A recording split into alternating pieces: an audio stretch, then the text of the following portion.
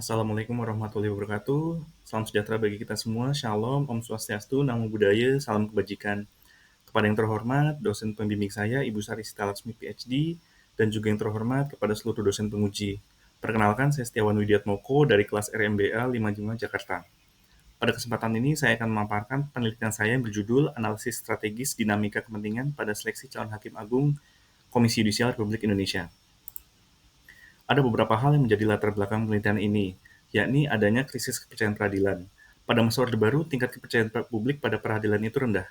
Hal ini mendorong reformasi hukum dan peradilan. Namun hingga kini masih banyak kasus etik dan pidana yang dilakukan hakim. Selanjutnya mengenai peran strategis KY. Berdasarkan pasal 24B UUD 1945, KY dibentuk untuk mengusulkan hakim agung dan menjaga integritas hakim. Kemudian mengenai dinamika dan intervensi kepentingan. Proses seleksi hakim agung melibatkan banyak pihak yang sering memunculkan tarik-menarik kepentingan. Lalu mengenai prinsip seleksi. Dari berbagai pengaruh kepentingan yang ada, seleksi harus tetap memiliki panduan ideal supaya proses seleksi tetap berintegritas dan kredibel. Selanjutnya, rumusan masalah. Hakim agung memiliki peran strategis di Indonesia. Oleh karena itu, seleksi yang dilakukan oleh KY menjadi sangat krusial.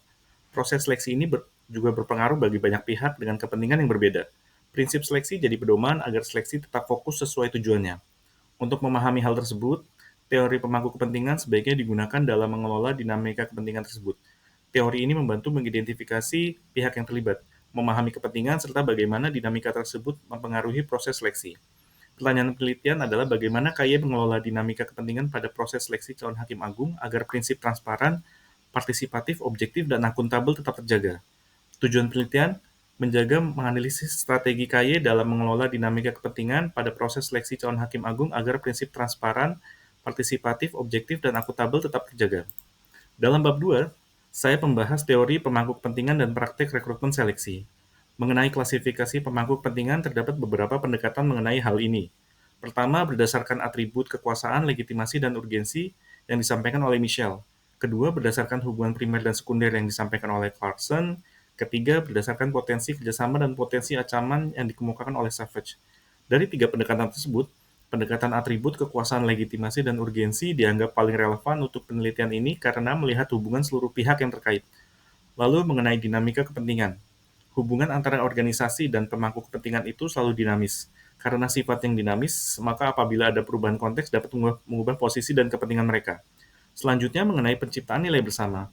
Menurut Freeman, organisasi yang baik adalah yang mampu menciptakan sebanyak mungkin nilai bagi para pemangku kepentingan tanpa mengorbankan pihak lainnya. Kemudian mengenai pendekatan teori pemangku kepentingan. Ada tiga pendekatan. Pertama, pendekatan normatif, instrumental, deskriptif, yang dikemukakan oleh Donaldson dan Preston. Kedua, pendekatan konvergen atau gabungan normatif dan instrumental yang dikemukakan oleh Jones dan Wick. Ketiga, pendekatan modal sosial yang disampaikan oleh Coates. Teori pemangku kepentingan ini relevan juga diterapkan di sektor publik, karena pemerintah perlu mengenali, melibatkan, dan memenuhi harapan berbagai pemangku kepentingan agar kebijakannya mendapat legitimasi masyarakat. Selanjutnya, perbedaan prioritas dan tingkat pengaruh sering menjadi sumber konflik dan koalisi antara pemangku kepentingan. Kemudian dalam penelitian ini menggunakan matriks kekuasaan dan kepentingan untuk memetakan posisi pemangku kepentingan. Model yang dikembangkan oleh Bryson membagi matriks 4 kuadran. Pertama, players, memiliki kekuasaan dan kepentingan yang tinggi. Kedua, subjek, kepentingannya tinggi namun kekuasaannya rendah. Ketiga, context setter, kekuasaan tinggi namun kepentingannya rendah. Terakhir, massa atau crowd, kekuasaan dan kepentingannya rendah. Selanjutnya mengenai praktik rekrutmen dan seleksi. Prinsip dasarnya adalah menciptakan kesesuaian antara kebutuhan organisasi dengan karakteristik individu. Terdapat tiga pendekatan utama menurut Bosley. Pendekatan universalistik, kontingensi, dan konfigurasional. Lalu mengenai rekrutmen dan seleksi manajemen puncak. Proses ini memiliki kompleksitas tersendiri karena berkaitan langsung dengan arah strategi organisasi. Dari tiga pendekatan itu, konfigurasional paling relevan karena mendorong agar strategi dan sistem kerja saling mendukung satu sama lain. Rekrutmen dan seleksi pejabat publik. Pada sektor publik, selain perihal kompetensi, ada juga nilai demokratis seperti keterwakilan, legitimasi, dan keadilan. Seleksi di sektor publik pun tidak bebas dari tekanan terkait hukum dan dinamika politik. Perbedaan di sektor privat dan publik. Sektor publik lebih menekankan dasar hukum, partisipasi, dan akuntabilitas. Di privat lebih fleksibel karena berdasarkan pada efisiensi, keuntungan, koneksi personal, dan kepentingan tertentu. Selanjutnya pada bab 3, mengenai proses seleksi calon hakim agung. Proses seleksi idealnya dijalankan dengan nilai-nilai dasar seperti independensi, akuntabilitas, dan legitimasi. Ada 4 praktik seleksi hakim agung yang umum. di dunia, yakni mekanisme sepihak, contohnya di Amerika Serikat, penunjukan hakim senior, contohnya di Italia, kerjasama dua lembaga, misalnya di Brazil, mekanisme perwakilan, contohnya di Mongolia. Kemudian mengenai kerangka hukum ada 3 tingkat, yakni UUD 1945, Undang-Undang tentang KY, serta Peraturan Teknis Seleksi. KY adalah lembaga negara yang didirikan berdasarkan pasal 24B UUD 1945. Dalam menjalankan tugasnya, KY didukung oleh Sekretariat Jenderal yang membawahi 5 kepala biro dan 1 kepala pusat. Selanjutnya mengenai proses seleksi. Sejak 2006 hingga 2024, KY telah melakukan 24 kali seleksi. Proses seleksi dimulai dari surat pemberitahuan dari MA. Selanjutnya melakukan pengumuman terbuka dan penerimaan usulan calon, baik dari MA, pemerintah maupun masyarakat. Kemudian tahap seleksi administrasi, lalu tahap uji kelayakan. Tahap ini mencakup seleksi kualitas, seleksi kesehatan, dan kepribadian, serta wawancara. Tahap selanjutnya adalah Komisioner KY melakukan rapat pleno terakhir untuk memutuskan nama calon hakim agung yang lolos seleksi di KY. Tahap terakhir, proses pengusulan nama calon hakim agung ke DPR. Dalam Peraturan KY Nomor 2 Tahun 2016 terdapat 4 prinsip seleksi, yakni transparan, partisipatif, objektif, dan akuntabel. Selanjutnya mengenai pemangku kepentingan. KY adalah lembaga yang berwenang penuh melaksanakan proses seleksi calon hakim agung. Kemudian dari unsur lembaga negara ada 3 yang berkepentingan, yakni MA, DPR, dan Presiden. MA sebagai pengusul calon dan end user, DPR sebagai persetujuan akhir, Presiden memiliki 2 peran, yakni sebagai kepala negara untuk melantik calon, serta sebagai kepala pemerintah untuk pengusul calon dan pemegang anggaran. Kemudian dari unsur masyarakat, ada akademisi, kelompok masyarakat sipil atau CSO, organisasi profesi, dan media. Mereka berperan sebagai pengusul calon, penilai, dan pengawas seleksi. Selanjutnya mengenai metode penelitian. Pendekatan yang dipilih adalah kualitatif karena memungkinkan pemahaman atas proses sosial yang kompleks dan alasan yang mendasari atas suatu fenomena. Data primer diambil dengan 2 cara. Diambil dengan cara in-depth interview dengan narasumber yang direncanakan sebanyak 10 orang yang terbagi menjadi 2 klaster, yakni klaster internal 4 orang dan eksternal KY 6 orang. Data sekunder yang digunakan adalah peraturan hukum, publikasi resmi KY MA DPR sejak 2019 hingga 2024, serta dokumentasi lain yakni video YouTube. Proses analisis. Pertama, compiling, mengumpulkan seluruh data primer dan data sekunder. Kemudian disassembling, memecah data menjadi lebih spesifik. 3, resassembling, yakni menyusun ulang menjadi tema terkait. Interpreting, menafsirkan tema. Terakhir adalah concluding, yaitu menarik kesimpulan. Sebagai bagian dari proses disassembling dan reassembling, penelitian ini menggunakan metode analisis konten untuk identifikasi dan kategori informasi. Terdapat 2 dimensi dalam penelitian ini, yaitu kekuasaan dan kepentingan. Dimensi kekuasaan bagi menjadi 4 indikator, yakni kewenangan formal, pengendalian sumber daya, pengendalian agenda, serta pengaruh jaringan. Sedangkan dimensi kepentingan terdiri dari 3, yakni prioritas, tingkat keterlibatan, dan dampak yang dihasilkan. Penilaian menggunakan skala numerik 1-10 untuk membedakan intensitas rendah, sedang, dan tinggi. Selanjutnya, validasi data ada 3 pendekatan, yakni pertama, triangulasi sumber data, mencari kecocokan makna melalui penggabungan berbagai sumber informasi. Kedua, konfirmasi partisipan, mekanisme untuk memastikan bahwa interpretasi yang dikembangkan peneliti tetap mencerminkan pandangan dan pengalaman partisipan secara nyata. 3, deskripsi kontekstual yang kaya, penyajian latar sosial, situasi, dan dinamika yang cukup mendalam agar pembaca dapat memahami makna temuan secara lebih komprehensif dan kontekstual. Selanjutnya, pada bab 5, pada tahap pelaksanaan wawancara terdapat narasumber tambahan berdasarkan rekomendasi dari narasumber awal untuk info lebih mendalam. Narasumber tambahan ini berasal dari 1 orang klaster internal KY dan 3 orang eksternal KY.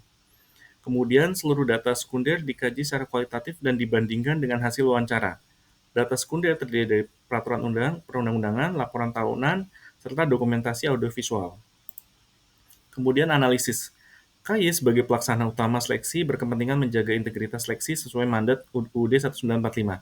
MA berkepentingan atas kebutuhan internal, DPR persetujuan akhir, Presiden sebagai legitimasi peradilan dan komitmen reformasi hukum, kelompok masyarakat sipil berkepentingan menguasai seleksi, akademisi sebagai tim penilai, organisasi profesi berkepentingan pada profesionalisme, etika, dan pengalaman, media menyampaikan informasi. Pada penelitian ada tambahan pemangku kepentingan, yakni peserta seleksi, yang memiliki kepentingan personal. Selanjutnya mengenai nilai bersama. Penciptaan nilai bersama umumnya lahir melalui kompromi antar pihak. Namun dalam konteks ini, nilai bersama tersebut bukan hasil kompromi, melainkan nilai tujuan yang sudah ditetapkan dalam pasal 24A ayat 2 UUD 1945. Yakni Hakim Agung harus memiliki integritas dan kepribadian yang tidak tercela, adil, profesional, dan berpengalaman di bidang hukum. Meskipun begitu, pada praktiknya terdapat penyimpangan nilai. Misalnya, adanya interaksi informal antara calon dan anggota DPR atau calon yang memiliki afiliasi politik. Kondisi ini menggambarkan adanya kesenjangan antara nilai bersama dan realitas di lapangan. Penilaian pemangku kepentingan juga menggunakan dua dimensi kekuasaan dan kepentingan yang dipetakan dalam matriks 4 kuadran, players, subjects, context setter, dan crowd. Kuadran players diisi KY, DPR, dan MA, karena memiliki kepentingan dan kekuasaan yang tinggi, meski DPR sedikit lebih dominan pada aspek kekuasaan. Hal ini selaras dengan penelitian yang menunjukkan DPR konsisten disebut sebagai persetujuan akhir. Pada kuadran subjek, ditempati peserta seleksi dengan kepentingan tinggi namun kekuasaannya rendah, karena keterlibatan mereka hanya sebatas memenuhi tahapan seleksi. Kemudian contact setter berisi presiden dan media yang memiliki kekuasaan relatif tinggi namun kepentingan terbatas, terutama bersifat administratif atau situasional. Sementara itu, akademisi, masyarakat sipil, dan organisasi profesi berada pada kuadran crowd karena pengaruhnya rendah moderat, meski tetap memberi masukan yang normatif. Selanjutnya mengenai dinamika kepentingan. Dinamika ini terjadi pada ruang formal dan informal. Dalam kategori formal ada wawancara CHA di KY dan uji kelayakan di DPR. Untuk di KY, umumnya pertanyaannya konsisten, kemudian fokus pada integritas, loyalitas, motivasi, pengalaman, dan inovasi. Terkadang juga soal rekam jejak dan independensi. Tidak ada tekanan atau intervensi khusus secara eksplisit. Untuk DPR, suasana forum lebih tegang, kritis, bahkan kadang lebih konfrontatif. Pertanyaannya kadang bersifat personal, penekanan pada integritas, independensi hakim, dan rekam jejak. Forum dapat berubah menjadi ramah jika calon mendapat kesan positif. Dinamika kepentingan tidak hanya pada ruang formal, tetapi juga informal. Salah satu bentuk pengaruh halus ini tampak melalui dukungan di berbagai media informasi. Dukungan dapat berasal dari individu atau kelompok. Kemudian untuk intervensi kepentingan langsung secara informal ialah adanya intervensi secara informal kepada penyelenggara seleksi dalam bentuk menitip nama, lalu ada juga dinamika perbedaan pendapat pada rapat internal KY itu sendiri.